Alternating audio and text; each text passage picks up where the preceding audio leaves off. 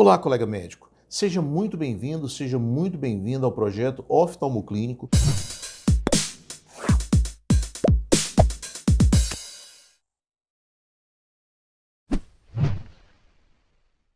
Aqui nós discutimos conteúdos relevantes da oftalmologia direcionados para a prática do clínico geral. Eu sou o Dr. Jardel Rodrigues e o episódio de hoje é os 10 erros mais cometidos. Nesse material, eu selecionei 10 situações, 10 erros muito comuns, que podem ser cometidos por clínico ao abordar a saúde visual do seu paciente. Os 3 primeiros erros fazem referência aos colírios,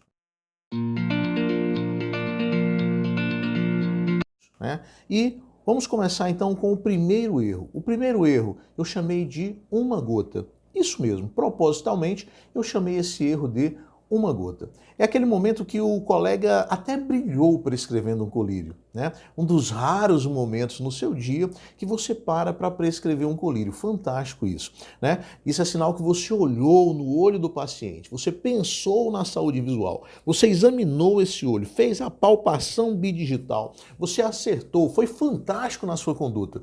E aí chegou o momento que você quis fechar com chave de ouro prescrevendo um colírio para esse paciente. E a prescrição ficou assim.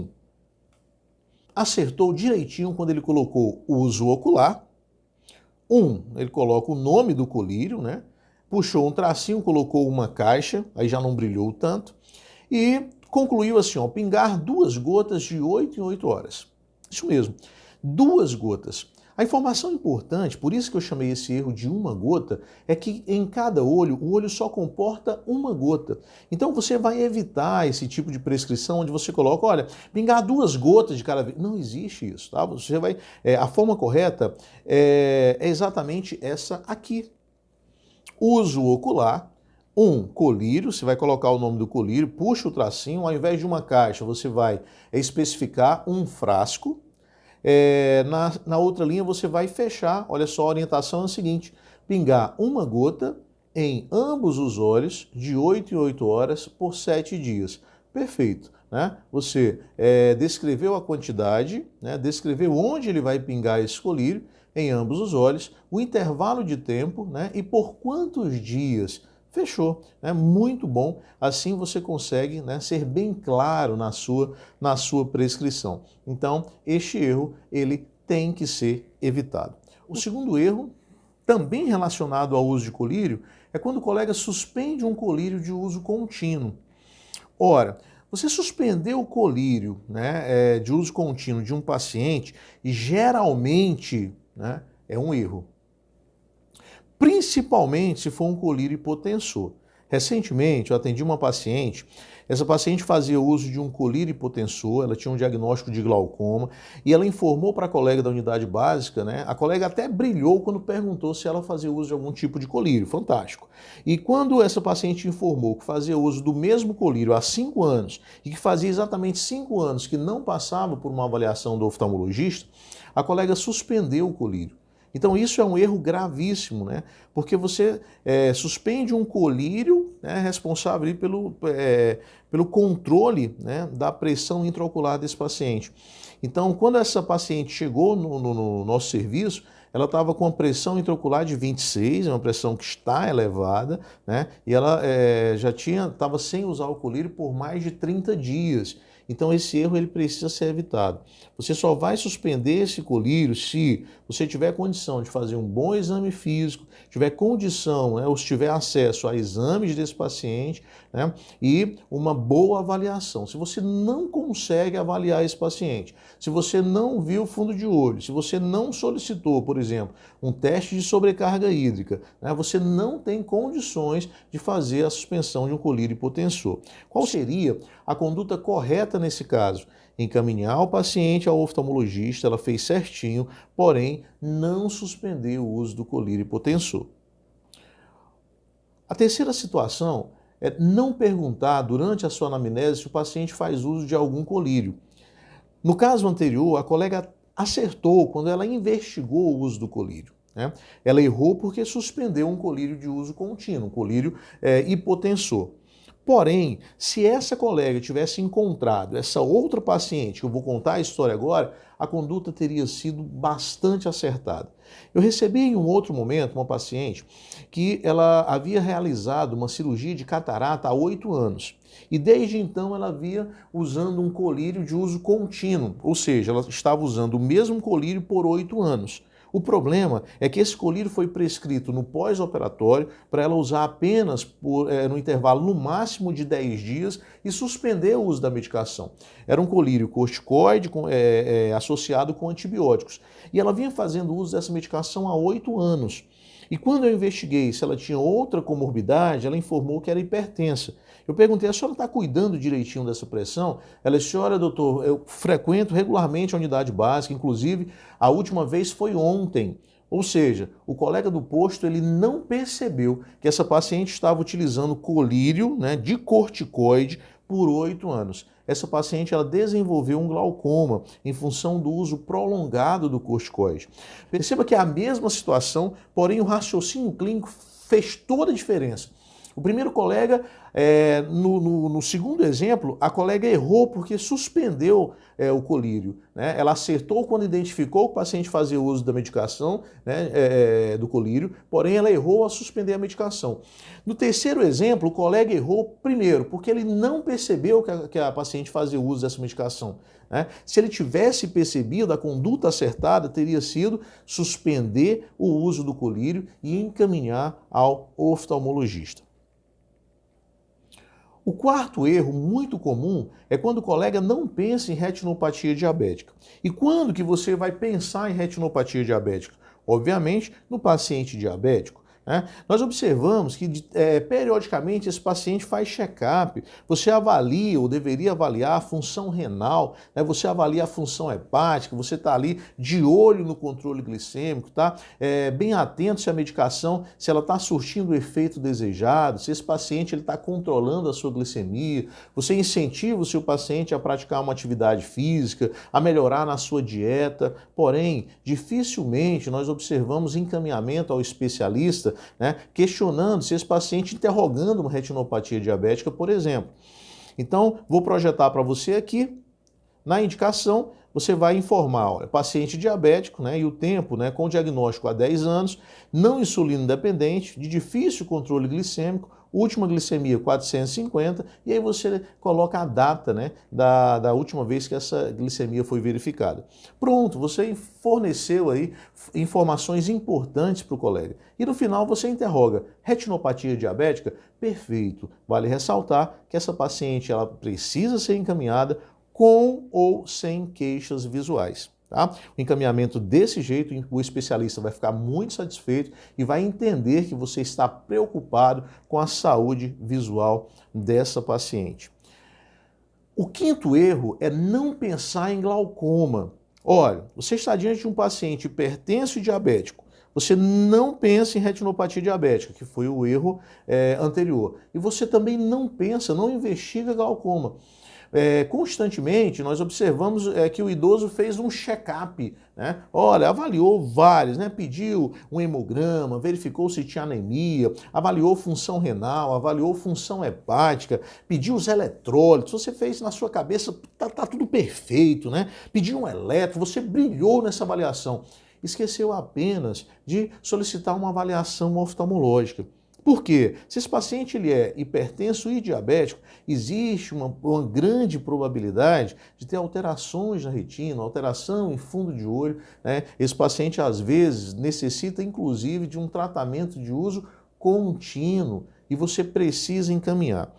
Uma das objeções que nós observamos frequentemente é que o colega às vezes não encaminha porque ele não tem na sua rede disponível, de fácil acesso, o serviço de oftalmologia. Ora, a minha orientação é que você faça o pedido, né? Você solicite a avaliação. Se você não sabe como fazer isso, peça um exame. Que exame que você vai pedir? Peça um mapeamento de retina.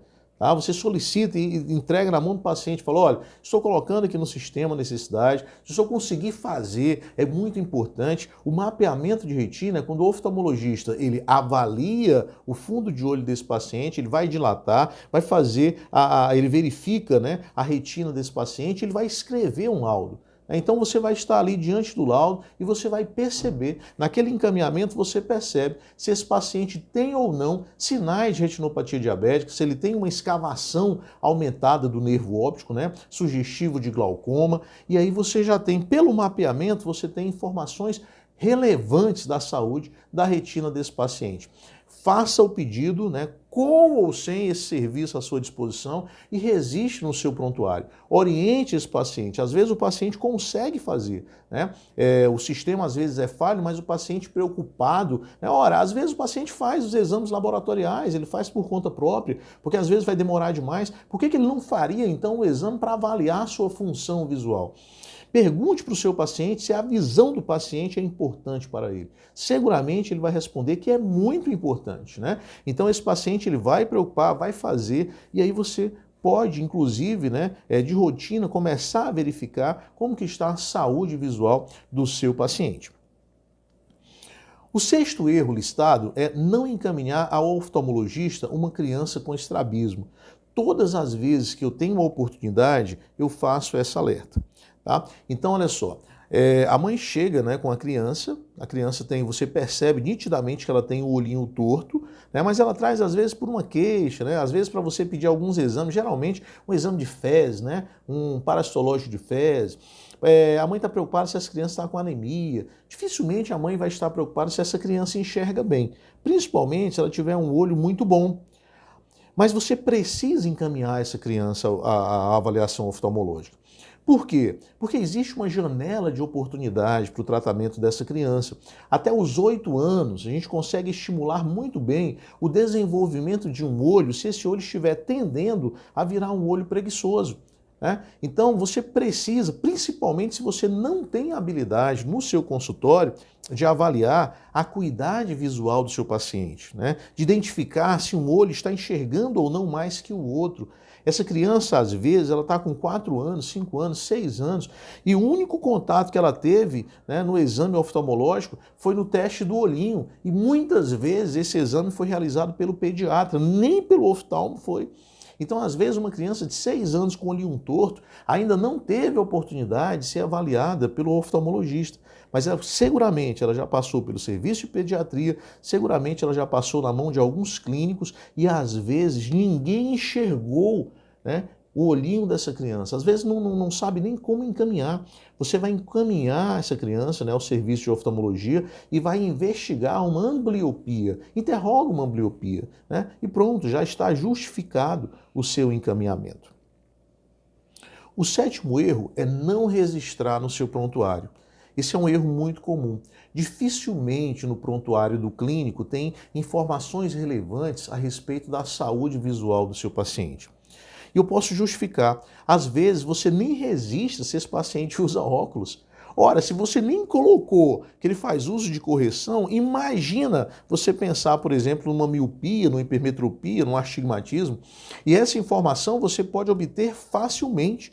É só perguntar para o seu paciente que ele vai te responder. Qual que é o seu problema? Você usa óculos, o que é que você tem? Você lembra? Ela vai dizer, doutor, eu tenho uma miopia importante, viu? É um astigmatismo. O paciente, ele sabe, né? Ele sabe qual que é o problema, mas dificilmente essa informação vai estar registrada no seu prontuário. Ora, se no prontuário você não registra nem se o paciente necessita de correção visual, imagina anotar a acuidade visual. Imagina anotar a pressão intraocular. Imagina, né, se você tem a previsão de quando que esse paciente precisa retornar ao oftalmologista e organizar com esse paciente para que ele não perca, né, essa oportunidade de uma nova reavaliação.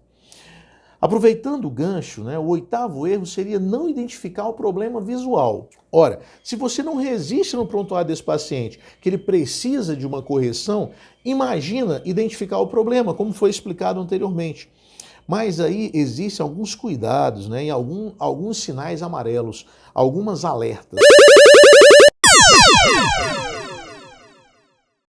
Por exemplo, se o seu paciente ele tem miopia, de tempos em tempos é importante você solicitar um mapeamento de retina para ver como que está a saúde da retina desse paciente.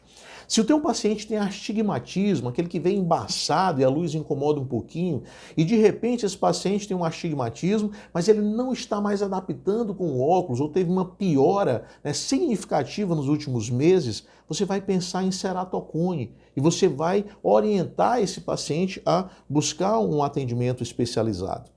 Ora, esse paciente ele pode ter hipermetropia, então é importante você identificar qual que é o problema do seu paciente e se ele vai precisar ou não de uma avaliação, né, precoce, porque às vezes na cabeça do paciente ele procura o oftalmologista só quando precisa de óculos, né? Isso seria passar óculos, a função do especialista não se resume a isso, né? A partir do momento da prescrição do óculos, é realizado um exame minucioso, onde somente nessa condição várias situações são identificadas ali. E nesse momento é muito importante, né, convidar você a uma reflexão. Em que situação o paciente procura o especialista, né? No caso da criança com estrabismo, né, se essa criança tiver uma saúde boa, dificilmente ela vai na unidade básica. Então, os momentos que você tem com ela são momentos preciosos. É o momento que essa criança, para ter o seu problema visual identificado, né, e o encaminhamento realizado, ela precisa do olhar do médico, do olhar do clínico, do olhar de um bom clínico. Muitas pessoas procuram um oftalmologista apenas para trocar o óculos, né? Então, se não é o médico que orienta, identifica, suspeita de uma situação e encaminha, esse paciente ele não vai por conta própria. Imagina na situação alertada anteriormente da paciente com diagnóstico de diabetes há 10 anos. Ora, se essa paciente, muitas vezes, né, retinopatia diabética, por um longo tempo, ela é silenciosa. Imagina, se a paciente não necessita de óculos ou se as atividades de vida diária não requerem, né, uma visão minuciosa, se ela vive bem sem óculos, você acha que ela vai ao oftalmologista sem nenhuma queixa visual? É o momento que o clínico faz a intervenção, é o olhar do clínico, é o olhar do médico. Você percebe, você suspeita do problema. Agora, isso só é possível se você conhecer a patologia, assim como em qualquer área na medicina. A gente só pensa, né, nas patologias que nós conhecemos. Você não suspeita, você não cria uma hipótese diagnóstica de uma patologia que você não conhece, daquilo que não é rotina para você, daquilo que não é medular para você. E essa é exatamente a nossa missão, estar alertando, né, os colegas clínicos para algumas situações, né, em que podem prejudicar a saúde visual. Imagina você, o presbítero, a pessoa passou a vida inteira, um paciente acima de 40 anos, ele passou a vida inteira sem precisar de óculos. De repente o braço começa a ficar curto, a visão para perto começa a ser prejudicada. Isso é fisiológico. Isso vai acontecer com todos os pacientes, né, acima de 40 anos.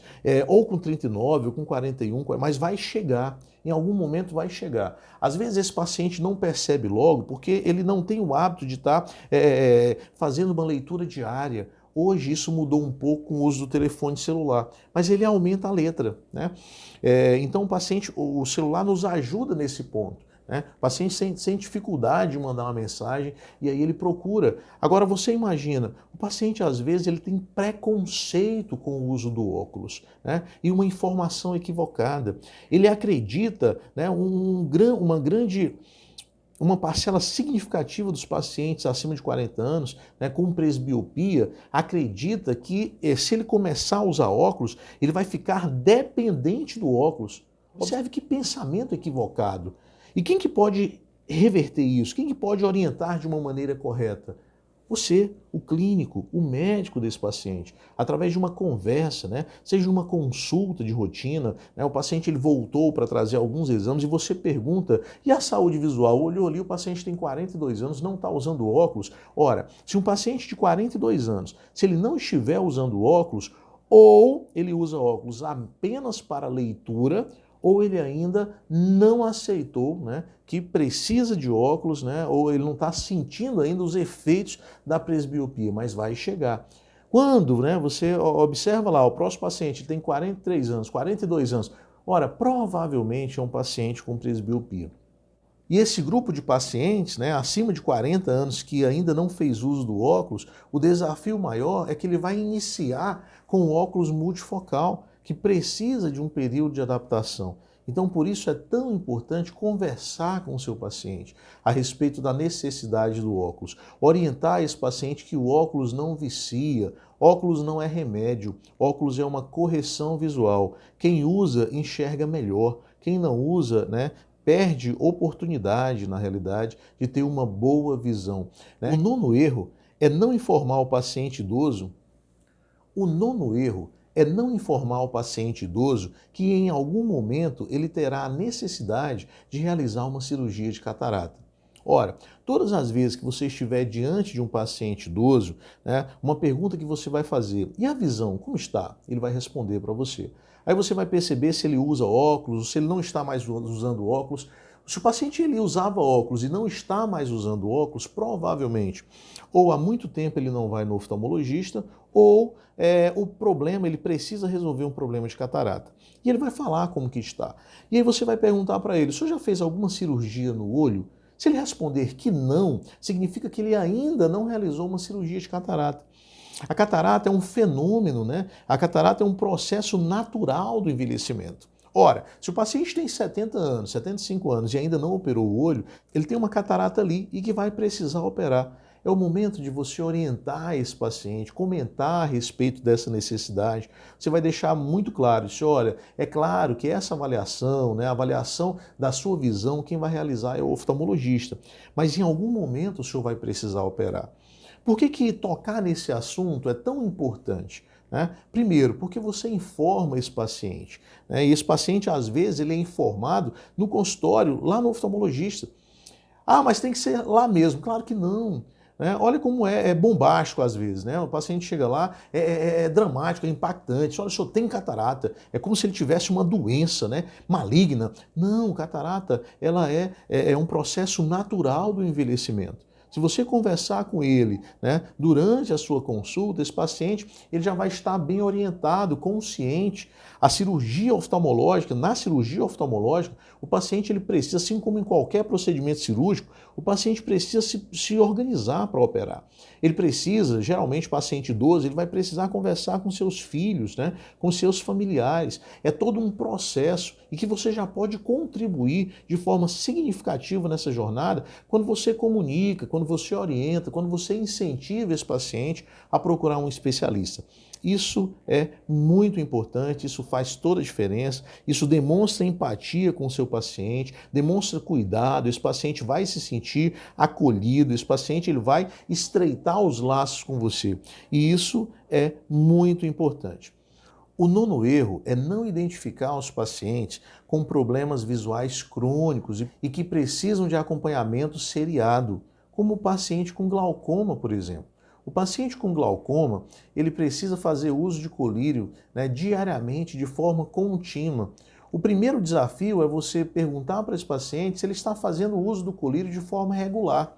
Isso é muito importante, porque às vezes o paciente vai dizer assim: olha, doutor, eu uso hoje, às vezes eu esqueço, então eu uso um dia, outro dia às vezes eu não uso, e aí você já vai conseguir orientar o seu paciente. Ele vai dizer assim: olha, não está melhorando nada, inclusive quando eu pingo meu olho fica um pouco irritado, arde um pouquinho.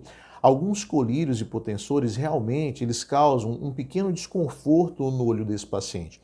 Então imagina, se o glaucoma ele é, na grande maioria do tempo, né, nos primeiros anos, ele é assintomático. O paciente ele vai usar, ele não está sentindo nada. E aí ele vai usar um colírio e esse colírio causa um certo desconforto. Você acha que se esse paciente não estiver bem orientado e acompanhado, você acha que ele vai dar continuidade nesse tratamento? Claro que não. É muito comum, né, o paciente informar, diz: olha, doutor, eu até comecei a usar um remédio mesmo, mas eu pensei que era só um frasco, depois eu parei de usar. Tem uns 2 anos, 3 anos que não estou usando esse colírio. Então isso é muito ruim. Se o clínico estiver perto, né, se o clínico tiver consciência que esse paciente ele tem o diagnóstico de glaucoma e ele faz o tratamento, né, diariamente com um determinado tipo de colírio, seguramente o colega vai conseguir ajudar de forma mais eficiente esse paciente. O segundo grupo, né, dos pacientes que fazem uso de colírio é aquele paciente que usa o colírio todos os dias, porém, eles usam o colírio de uma forma errada. Às vezes é um paciente idoso, às vezes esse paciente mora sozinho, às vezes esse paciente não enxerga bem. Olha que loucura é isso, né? Então, esse paciente, qual é a forma correta de usar o colírio? Sentado ou deitado, né? Seria muito importante se ele tivesse alguém para pingar esse colírio para ele. O olho, como já foi dito anteriormente, só comporta uma gota. Então, o paciente sentado ou deitado, né, ele vai pingar uma gotinha, vai pingar outra gotinha, ele vai apertar o canto do olho, né, para evitar a drenagem desse colírio, para que esse colírio fique mais tempo, né, ali agindo no globo ocular, e depois de alguns minutos, né, por exemplo, 1 ou 2 minutos, ele vai soltar. Se esse paciente pingar o colírio e ficar piscando muito, né, ele ativa a bomba de sucção e esse colírio vai ser drenado mais rapidamente. Então, essas informações são importantes, porque às vezes o paciente está usando o colírio certo, porém esse colírio não consegue o efeito desejado pelo mau uso. Uma vez que você possui essas informações, você consegue orientar melhor o seu paciente. E o paciente que às vezes usa 2 ou 3 tipos de colírio, e que pinga um após o outro, isso é muito ruim. Tem que esperar um pouquinho, 10 minutos, 15 minutos, né, entre um colírio e outro. Explicar para o paciente que no momento de ministrar esse colírio é um momento de tranquilidade, né, que não deve ser feito com pressa, de qualquer jeito. É um momento importante, que ele está cuidando ali, preservando a sua saúde visual. E de bônus, eu vou te entregar mais 2 casos para encerrar a nossa lista. Primeiro caso é quando você não orienta, né, aquele grupo de pacientes, né, que são fatores de risco para lesão no globo ocular por não usar o óculos, né, por não usar o equipamento de proteção individual, o EPI. Eu estou falando do serralheiro, do pedreiro, do cara que está lá assentando cerâmica, né, do carpinteiro, do soldador. Né? Então, todas as vezes que você estiver diante de um paciente homem, na sua anamnese, quando você perguntar a respeito da profissão, ele fala para você, diz, olha, eu sou serralheiro. É sempre uma oportunidade para você estar orientando esse paciente da importância do uso do EPI. Né? Por quê? Porque se você não faz isso, aí vai cair na segunda situação, que é a presença de corpo estranho na córnea. Ora, se você não orienta bem o seu paciente, corre o risco desse problema cair no seu colo, né? Se você não orienta o seu paciente, de repente ele está lá, né, na sua atividade de vida diária, ele está lá exercendo o seu ofício, sem o equipamento de proteção individual, e de repente cai uma fagulha de ferro no olho desse paciente, por exemplo, né? Um corpo estranho na córnea. Qual seria um erro bastante comum? É o clínico, sem nenhum equipamento, né? Sem saber usar uma lâmpada de fenda, sem uma lâmpada de fenda disponível, sem nenhum oftalmoscópio disponível, pegar uma agulhinha de insulina e retirar esse corpo estranho. Esse é um grande erro e que precisa ser evitado. Esse paciente, por mais bobo que pareça essa queixa, esse paciente precisa ser encaminhado ao especialista, tá? O especialista vai verificar, primeiro, a acuidade visual desse paciente. Segundo, vai fazer um teste para saber se esse olho não está furado. Terceiro, vai retirar o corpo estranho e o halo que se forma ao redor do corpo estranho. Dessa forma, essa postura do MacGyver, né? Ah, eu não tenho especialista, ele teria que ir para outra cidade. Olha, é bom você encaminhar esse paciente. Eu já acompanhei um caso onde foi retirado um corpo estranho, era um pedaço de cerâmica, o paciente foi para casa, teve uma crise de tosse, no outro dia ele volta, né? E tinha só uma bolotinha preta assim, né? Fora, né? Era a íris. Ele, na crise de tosse, né, rompeu a córnea e a íris veio e tamponou. Então, observa que não é uma missão simples, né? Pode até ser uma coisa muito simples, até parece ser muito simples, mas você pode ter resultados ruins que vai para a sua conta se você não estiver com o equipamento necessário, registrar a acuidade visual desse paciente. Imagina, se esse paciente tem uma ambliopia e ele nunca percebeu, né? Só que agora ele começou a comparar, né, a visão de um olho com o outro olho e de repente ele pode colocar na sua conta essa baixa acuidade visual. Então não é inteligente você estar retirando o corpo estranho da córnea do seu paciente. Principalmente se você não tem à sua disposição uma lâmpada de fenda, se você não tem um colírio de fluoresceína, se você não tem uma luz azul de cobalto, para você perceber se esse olho está furado ou não. Então, o ideal nesses casos é sempre encaminhar ao médico especialista, ao oftalmologista. Fiquem com Deus, um excelente plantão e um forte abraço.